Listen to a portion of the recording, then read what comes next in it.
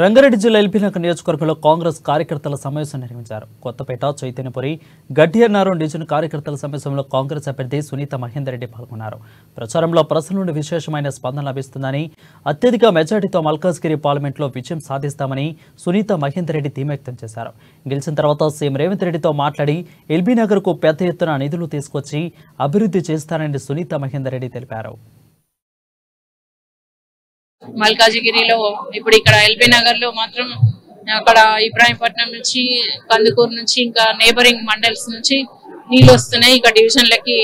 కాబట్టి LB Nagar division water వస్తున్నాయి. కాబట్టి దానికి సంబంధించిన ఫండ్ రావాలంటే గవర్నమెంట్ సహకారం ఉండాలి. కాబట్టి అది పెద్ద ఎత్తున నిధులు కావాలి. కాబట్టి గౌరవ ముఖ్యమంత్రి సహకారంతో పెద్ద ఎత్తున నిధులు తీసుకొచ్చి ఇక్కడ ఆ ప్రాబ్లం తప్పకుండా సాల్వ్ చేస్తా. ఇక్కడ ఎల్బీ నగర్ ఏరియాలో టిఆర్ఎస్ మీద ఎవరు లేరు, మొత్తం జాయిన్ అవుతున్నారు. పెద్ద ఎత్తున కాంగ్రెస్ పార్టీలో జాయిన్ అవుతున్నారు. మంచి స్పందన వస్తుంది. ఎక్కడ చూసినా ఏ కాన్స్టిట్యున్సీకి వెళ్ళినా కూడా మొత్తం జాయినింగ్స్ ఉన్నాయి. బీజేపీ నుంచి కూడా జాయిన్ అయినారు, ఇంకా టిఆర్ఎస్ నుంచి కూడా జాయిన్ అయినారు. అసలు ఇంకా పార్టీకి ఇంకా రానున్న కాలంలో మెజార్టీ ఉండదు.